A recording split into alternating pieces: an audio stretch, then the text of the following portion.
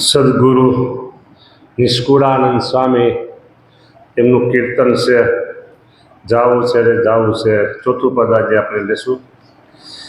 વિચારે રે વિચારે રે વિચારે વીરવારું તો ઘણું સારું રે વીર વિચારે.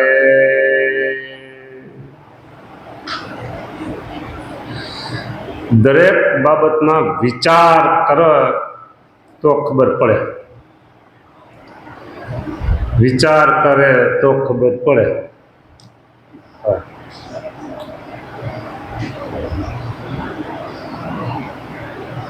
વિચાર ઉઠે છે મનમાં, મનમાં વિચાર ઉઠ્યો પછી વિચાર જે આપણે કરીએ એમ થાય. જો વિચારની તાકાત છે.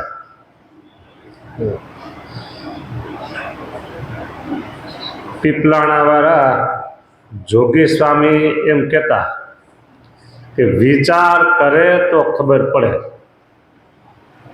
એનું એ સૂત્ર છે કે વિચાર કરે તો ખબર પડે.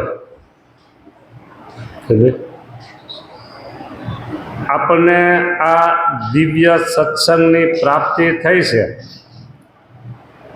અને રૂટીન પ્રમાણે આપણે ભજન ભક્તિ કથા વાર્તા કે પછી આ જે સંત સમાગમ હોય, આરતી દર્શન આ બધું કર્યા કરીએ, પણ એમાં તમે વિચાર કરો તો ખબર પડે. શું ખબર પડે? અરે આ સત્સંગ આપણે નો મળ્યો હોત અને બીજે ક્યાંક ભાલે ભરાઈ ગયા હોત. એક વાત નક્કી છે કે આ જે કથા સાંભળે છે એને હું કહું, બીજા આપણે કેને કહેવા જવું કે તમારો આત્મા દૈવી છે અને મુમુક્ષુ છે, એટલે તમને આ સત્સંગ સારો લાગ્યો, ભગવાન તરફ તમે કંઈક રાજી થાય એવું કરો છો. હવે દૈવી અને મુમુક્ષુ એવા આત્મા તો ઘણા છે. સત્સંગ નથી મળ્યો એવા તો બીજે ત્રીજે ઘણી જગ્યાએ જુદી જુદી જગ્યાએ આસ્થાથી જોડાયા છે, બરાબર. પણ હવે હું એમ કહું, આસ્થાથી જોડાય છે એનું દ્રષ્ટાંત તમને દઉં. ઝેરનો પ્યાલો હોય, ઝેરનો પ્યાલો, બરાબર, અને તમે એમ કહો આ દૂધ છે અને તમે પી જાઓ તો શું થાય? બરાબર. એમ તમારી આસ્થા છે, નિષ્ઠા છે, દૈવી છો, મુમુક્ષુ છો, પણ તમે જ્યાં જોડાયા છો એ દૂધ છે કે અમૃત, ઝેર છે કે અમૃત છે, તો એનો ભાવ ભજવે. બરાબર. તમે સાચા છો, બસ જ્યાં તમે જોડાયા છો, જેનાથી તમારે ભગવાન મેળવવા છે, ભગવાનનું ધામ જોઈએ છે, આ છેલ્લો જન્મ કરવો છે, ભગવાનને રાજી કરવા છે, તો જેની સાથે તમારે કંઈક જોડાવવું તો પડે ને. એ જોડાયા છો જે એ પાત્ર સાચું છે કે ખોટું છે?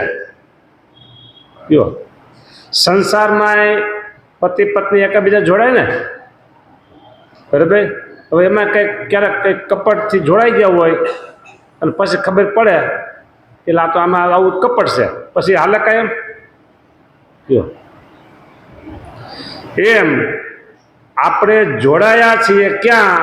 ઓહો, આ દિવ્ય સત્સંગ સ્વામિનારાયણ ભગવાન. આપણે એને કંઈ સર્વોપરી કહી, સર્વાવતારી કહી, અવતારોના અવતારી કહી, સર્વના કારણ કહી, સર્વના નિયંતા કહી, સર્વેના સ્વામી કહી, એક શબ્દ ખોટો નથી. જો હા, એટલે આ વિચાર કરો. ઓહો, આવો સત્સંગ મળ્યો છે આપને, ધન્ય થઈ ગયું જીવન, આપણું ધન્ય થઈ ગયા આપણે, ભાગ્યશાળી થઈ ગયા આપણે. હા, હવે આ સંસારમાં કોઈક વસ્તુ સાચી બહાર પડે, બરાબર, તો એની સામે ડુપ્લિકેટ ખોટી વસ્તુ બહાર પડે કે ન પડે? બધીમાં, બરાબર, લગભગ મોટા ભાગે કોપી થઈ જાય. જે સારી સારી વસ્તુ હોય એની કોપી લોકો બહાર પાડે, બરાબર. હોય તકલાદી 50 રૂપિયાની વસ્તુ હોય ઓરિજિનલ, 100 રૂપિયાની, ગણો ને, હાલો ને, ઓરિજિનલ વસ્તુ કોઈ પણ કંઈક 100 રૂપિયાની છે અને સારી વસ્તુ છે એટલે ડુપ્લિકેટ બહાર પાડે અને એ આપે 80 રૂપિયામાં, તો તમે કઈ લ્યો? 80 જ લ્યો ને. પણ હકીકતમાં ઓના જેટલું કામ કરશે એ પછી ખબર પડે આ તો ડુપ્લિકેટ ભટકાઈ ગયા. એમ આ અધ્યાત્મ જગત, બરાબર, એમાં ડુપ્લિકેટ હોય એમ નહીં, બરાબર. જો અહીંયા આપણે જોડાઈ ગયા હોય, બીજે ત્રીજે ઘણા આસ્થાના ઘણા ઠેકાણા છે, અહીંયા જોડાઈ ગયા તો શું થાય કયો? એટલા માટે આપણે વિચાર કરો તો ખબર પડે.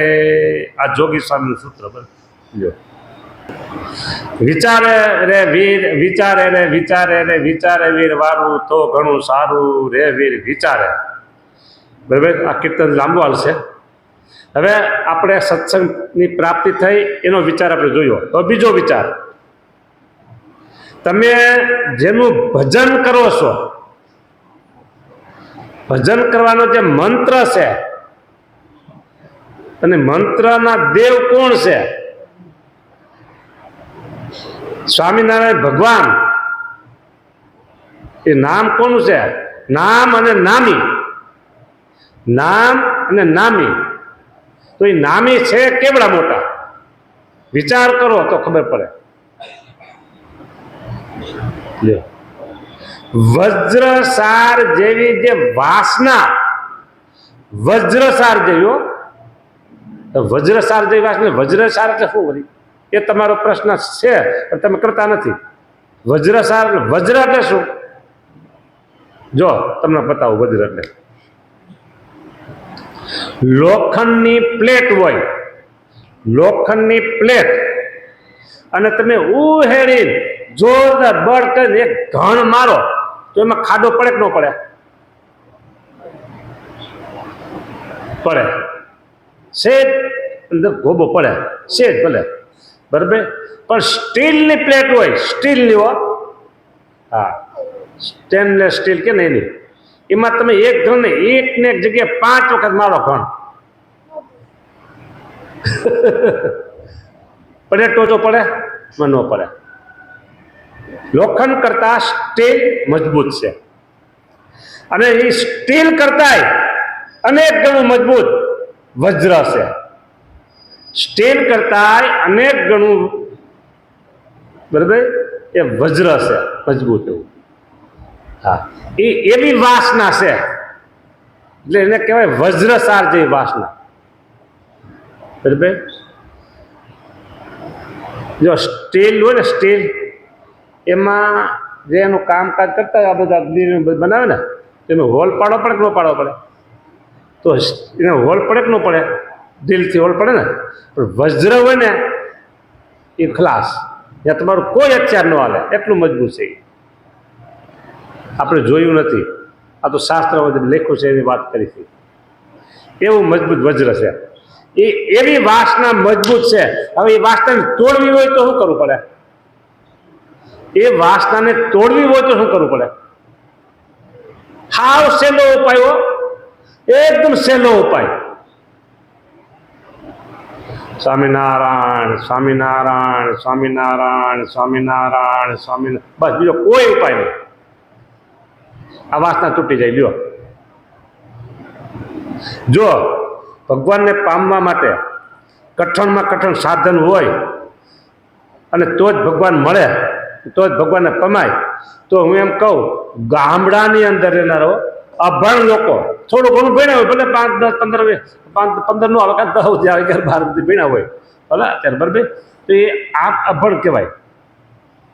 ગામડામાં રહેતા હોય એને તમે કયો યોગ સાધના કરો, અષ્ટાંગ યોગ સાધો, તપશ્ચર્યા કરો, ધારણા પારણા વ્રત કરો, ઉપવાસ કરો, ચાંદ્રાને વ્રત કરો, એ ગામડામાં કરનારા મળે કેટલા? કયો જો આ કાંઈ ન કરે, તીર્થયાત્રા કરો, અનુષ્ઠાનો કરો, હોમ હવન કરો, તો એ કરનારા મળે કેટલા? અને જે ન કરે એની શું ગતિ થાય? કયો બરાબર. આ બધા જે નામ લીધા ને એ ભગવાન એનાથી પ્રસન્ન થાય, એમાં વાંધો નહીં, ખોટા નથી આપે. પણ વજ્રસાર જે વાસના તોડી હોય તો એને માટે એક જ ઉપાય, સ્વામિનારાયણ સ્વામિનારાયણ સ્વામિનારાયણ સ્વામિનારાયણ સ્વામિનારાયણ. બસ આ ભજન એ બધાય કરી શકે. એકડો લખતા ન આવડતું હોય આવા લોકો ગામડામાં રહેતા હોય, બરાબર, મહિલાઓ હોય કે જેન્ટ્સ પુરુષો હોય, પણ છતાંય જો એ ભજન કરે સ્વામિનારાયણ સ્વામિનારાયણ, એની વાસના તૂટી જાય, એની વાસના તૂટી જાય અને ભગવાનને પામી જાય. વિચાર કરો તો ખબર પડે. આપણે જે મંત્રનું ભજન કરીએ છીએ એ મંત્રમાં આવી તાકાત છે. જે મંત્રનું ભજન કરીએ છીએ એ મંત્રમાં આવી તાકાત છે.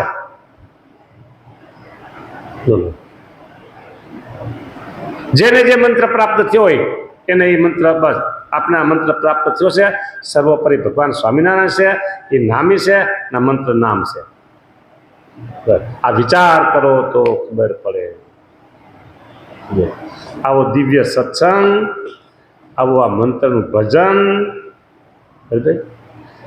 તમે આ ભજન કર્યા કરો. જો હવે આ બાપાને તમે કહો કે અંગ્રેજીનું વાક્ય થોડુંક છે વાંચી દો, જો કયો આ સંસ્કૃતના 2 શ્લોક છે બોલી દો, જોઈ જોઈને બોલી દો. બાપા બોલો તમે કયો, બરાબર. પછી જો એ કાયમ માટે આવી જાઓ, કાયમ માટે હોય, બીજું કાંઈ બોલવાનું નહીં. એ એના ભગવાન 2, બસ સ્વામિનારાયણ સ્વામિનારાયણ સ્વામિનારાયણ સ્વામિનારાયણ.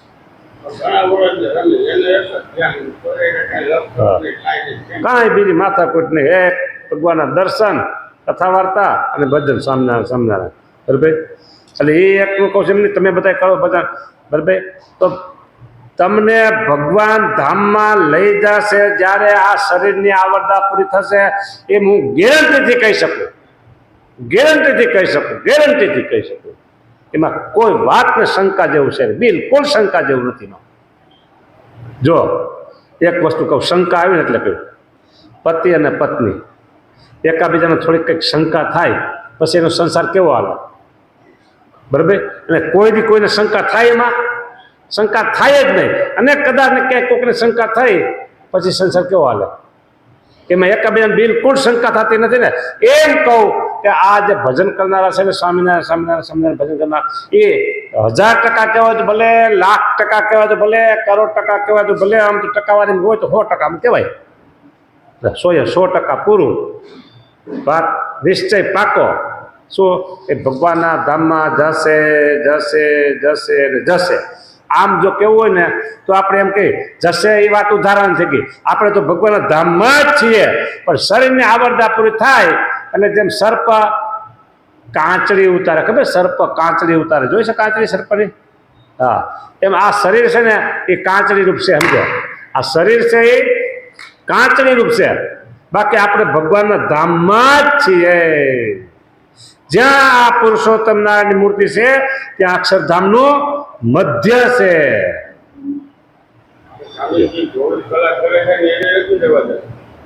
તમે જે શંકા કરી કે આવી રીતે આમ છે, એટલે આમાં શું વાત આવી? વિચારે તો ખબર પડે. હવે એને વિચાર ન કરતા હોય તો કદી ખબર પડે? એ વિચાર નથી કરતા, સમજી લો. આપણે એમ સમજાનું, વિચાર કરે તો ખબર પડે.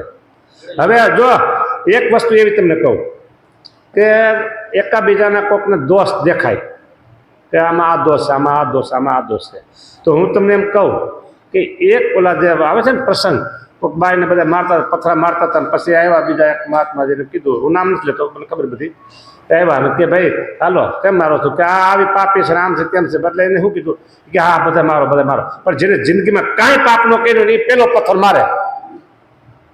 જેને જિંદગીમાં કાંઈ પાપ ન કર્યું હોય એ વાર્તા તમને ખબર છે, પેલો પથ્થર મારે. બધાના હાથમાં પથ્થર પડી ગયા. જો તમારામાં 2 દોષ હોય, બરાબર, તો મારામાં 1 હોય, બરાબર. હું તો આમાં આવા છે તમારા 2 દોષ 5 દોષ, બીજામાં 1 હોય 2 હોય, બધા હોય જ. દૂધથી ધોયેલા કોઈ હોતા નથી. એમ કે તમે કે દૂધથી ધોયેલા છો, બરાબર, એવી વાત છે. એટલે અહીંયા બધે વિચાર કરો તો ખબર પડે, વિચાર કરો તો ખબર પડે, વિચાર કરો તો ખબર પડે. આ કીર્તન સરસ મજાનું છે, સમજાને. સારું, જો જય સ્વામિનારાયણ.